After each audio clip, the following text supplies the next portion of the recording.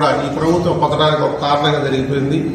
కాణిపాకం దేవస్థానం EO అవినీతి అక్రమాలపై విచారణ చేపట్టి చర్యలు తీసుకోవాలని కాణిపాకం మాజీ సర్పంచ్ ఉభయదారులు ఎల్ గోపీనాథ్ డిమాండ్ చేశారు. ఈ సందర్భంగా మాజీ సర్పంచ్ మాట్లాడుతూ కాణిపాకం దేవస్థానాన్ని ఈవో ఒక వ్యాపార సంస్థగా భావించి వ్యవహరిస్తున్నారని, హైకోర్టు ఆదరణ సైతం బేఖాతరు చేస్తూ పంచాయతీ ఆస్తులను నిర్వీర్యం చేస్తున్నట్టు ధ్వజమెత్తారు.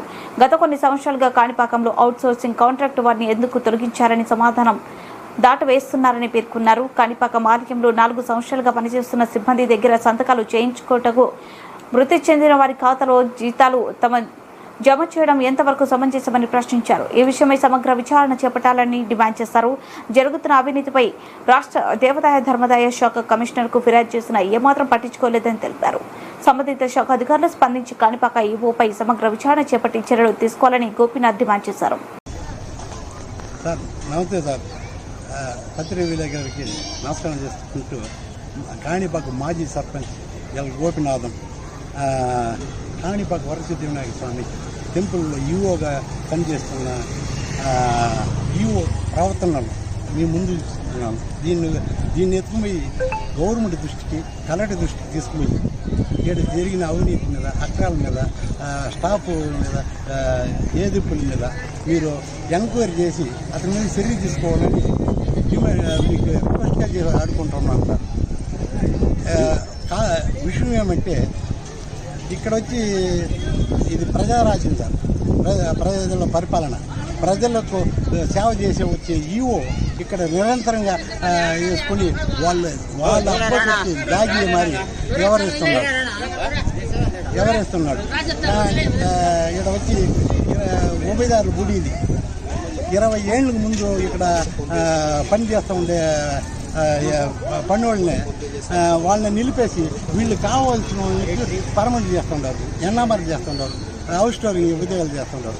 దానికి ఉదాహరణకు 25 ఏళ్ళ ముందు నేను కొందరు ఉద్యోగంలో ఉన్నారు, వాళ్ళ మీద చర్య తీసుకుంటున్నారు, వాళ్ళు నిలిపేస్తున్నారు అని 9 నెలలు పోయిన సంవత్సరం అయితే ఒక మెమోరాండం ఇచ్చినారు. వీళ్ళ మీద చర్య తీసుకోవద్దండి, వీళ్ళని పెట్టుకుని పని చేసుకోండి, వాళ్ళకి మంచి సమాధానం చెప్పలేదు. మా దగ్గర అన్ని ఆధారాలు ఉంది, అన్ని రికార్డులు ఉంది.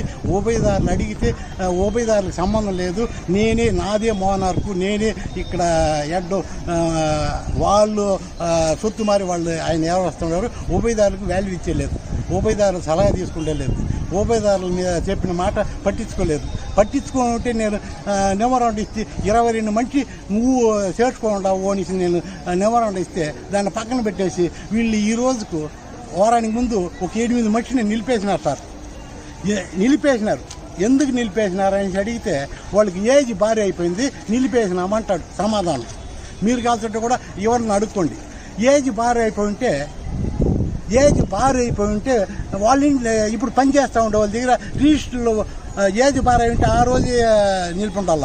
4 ఏళ్ళకు ముందు వాళ్ళ ఇంట్లో బదులు ఒక మనిషిని పెట్టుకొని వీళ్ళ దగ్గర వెట్టి చాకరీ చేసుకుంటా, వీళ్ళ దగ్గర రిజిస్టర్లో సంతకం పెట్టుకుంటా, బ్యాంకులో చచ్చిపోయిన వాళ్ళకు, నిలిచిపోయిన వాళ్ళకు బ్యాంకులో డబ్బులు వేస్తా పరిపాలన చేస్తున్నాడు, ఉద్యోగం చేస్తున్నాడా, ఒక చట్టం గురించి తెలిసిన, ఒక పరిపాలన చేసేదానికి అర్హత కలిగినాడా. ఎందుకంటే చచ్చిపోయిన వాళ్ళకు బ్యాంకులో డబ్బులు వేసి ఇక్కడ ఎట్టి సాకిరి చేసుకుంటా ఈ రోజుకు ఏజ్ భారీ అయిపోయిందని 4 ఏళ్ళ తర్వాత వాళ్ళని నిలిపినారంటే అది చట్ట వ్యతిరేక పని, చట్ట విరుద్ధం. భక్తులకు ఇబ్బంది కలిగిస్తున్నాడు, ఇక్కడ స్టాఫ్కి ఇబ్బంది కలిగిస్తున్నాడు. ఎంక్వైరీ చేయండి, ఎంక్వైరీ చేసి అతని మీద చర్య తీసుకోండి. ఈయన ఇన్ని రోజులు ఎందుకు అడగలేదు అని మీరు ప్రశ్న వేసిన దానికి ఉభయదారులు ఏం చేస్తూ ఉండాలి అనే దాంట్లో అడిగితే ఈరోజు వచ్చి ఇక్కడ 2 ఏళ్ళకు ముందు ఇది మాజీ ఎమ్మెల్యే ఎంఎస్ బాబు గారు వద్దు, అతని మీద ఏమి అడగొద్దు అని దీంట్లో నాతో చెప్పినాడు. నేను ఎందుకు ఆయనకి వాల్యూ ఇచ్చినా అంటే ఆయన వచ్చి కాణిపాక గ్రామ పంచాయతీకి టెంపుల్కు ఒక 50 కోట్ల రూపాయల ఆస్తిని గవర్నమెంట్ భూమిని కలగజేసి 200 మనిషికి పట్టాలు ఇప్పించినాడు. అందుకోసం ఆయన వాల్యూ ఇచ్చినాను, ఆయన మాట విన్నాను. సార్ ఇక్కడ ఇతను ఈవో గారు వచ్చి ఐఏఎస్ ఆఫీసర్గా గుళ్ళో నామకారం పెట్టుకుని బోర్డు వేసుకుని పనిచేస్తున్నాడు. చట్టాన్ని గౌరవించే వ్యక్తిగా ఆయన పోర్ట్ఫోలియో ఉంది, కానీ చట్టాన్ని ఏమాత్రం గౌరవించాడో, చట్టాన్ని ఏమాత్రం ఎందువల్లంటే ఉదాహరణకు వచ్చి గ్రామ పంచాయతీ ఆస్తుల మీద హైకోర్టు ఆర్డర్ ఉంది, మసాన్ మీద హైకోర్టు ఆర్డర్ ఉంది. మసానే కబ్జా చేస్తాడు. ఇక్కడ గ్రామ పంచాయతీ ల్యాండ్ అనే వచ్చి 1Bలో రికార్డులు తారుమారు చేపిస్తాడు. ఇవన్నీ తారుమారు చేయించేది, రికార్డులు గోల్మాలు చేయించేది, చట్టాన్ని ఉల్లంఘించేది ఎవరు సార్? ఒక ఐఏఎస్ ఆఫీసరా? డెవలప్మెంట్ చేస్తున్నాడు కదా, డెవలప్మెంట్ అంటున్నాడు కదా. డెవలప్డ్ పంచాయతీ ఆస్తులు ప్రజలకు డెవలప్ చేయాలనుకుంటే మీరు గ్రామ పంచాయతీ నిర్వహణ చేయాలంటావా? గ్రామ పంచాయతీ ఆస్తులు, హక్కులు, మసానం, గ్రామానికి మసానం లేదంటే మేము కర్మందరం ఎక్కడ చేసుకుంటేది, ధర్మకాండం ఎక్కడ చేసేది, దాన్ని కబ్జా చేస్తున్నాడు. ఈ అడిగితే నీకేం సంబంధం ఉంది అనే దీంట్లో క్వశ్చన్ వేస్తున్నాడు. వీళ్ళు సొత్తు కాదు సార్, ఎత్తుకొచ్చాడు పెట్టింది మాది, ల్యాండ్ మాది, గుడి మాది, పంచాయతీ మాది, నేను ఉభయదారుడు, మాజీ సర్పంచి, ఉభయదారు కమిటీ ఉపాధ్యక్షుడు. నేను అడిగేదానికి పోతే మీకు రైట్ లేదంటాడు. హైకోర్టు ఆర్డర్ ఉంది సార్, కంటెంప్ట్ నోటీస్ కూడా ఇచ్చి ఉండే. ఇప్పుడు కంటెంప్ట్ ఫైల్ చేసి కలెక్టర్ మీద కానీ, డిపో మీద కానీ, ఇక్కడ ఈఓ మీద కానీ కోర్టుకు సమాధానం చెప్పాలా. ఈనాటికి కూడా చట్టాన్ని గౌరవించలా. అతనికి వచ్చి రాజకీయం పలుకుబడి ఉంది, రాజకీయ నాయకుడు, ఈఓ కాదు.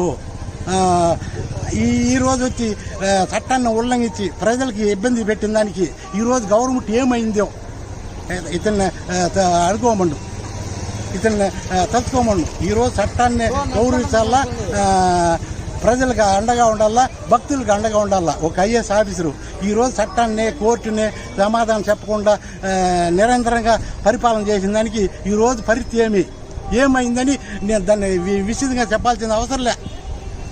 మీరు మీడియా వాళ్ళు దీన్ని హైలైట్ చేసి ఏం చేయాలనో చేసి కలెక్టర్ దృష్టికి, కమిషనర్ దృష్టికి తీసుకుని పోయి కాణిపాక గ్రామ పంచాయతీని, ప్రజల్ని, భక్తుల్ని కాపాడాలని కోరుకుంటున్నాను సార్. సార్ ఇక్కడ వరసిద్ధి వినాయక స్వామి టెంపుల్ అనేసింది ఒక చిన్న గుడిగా ఉండేది. ఈ చిన్న గుడిని డెవలప్ చేసింది 14 గ్రామాల ఉభయదారు. ఇక్కడ కోట్లాది రూపాయల ఆస్తిని గుడి డెవలప్ కోసం ఇచ్చింది రైతులు. గుడిని డెవలప్ చేసింది ఉభయదారులు. ఈ ఈఓ ఈరోజు వచ్చి జీతం తీసుకొని ఉభయదారులంతా లేదు, స్కీములు ఎత్తేసినాము, ఉభయదారులకు హక్కు లేదు, మీరు క్యూలో రండి, దేవుణ్ణి దర్శించుకోండి అనిస్తే వీళ్ళు సొంత ఆస్తి మారి గుడి ప్రవర్తిస్తూ ఉన్నాడు. దయచేసి ఇది ఉభయదారులు డెవలప్ చేసిన గుడి, ఇది ఉభయదారుల గుడి. ఒక ఆనవాయితీకి హైకోర్టులో ఆర్డర్లో కూడా ఉభయదారులకు హక్కు ఉంది అనేసి ఆదేశాలు కూడా ఉంది. అలాంటి దీంట్లో ఈయన ఇష్టానుసారం పరిపాలన చేస్తున్నాడు. దీని మీద ఎంక్వైరీ చేసి అతని మీద చర్య తీసుకోవాలి.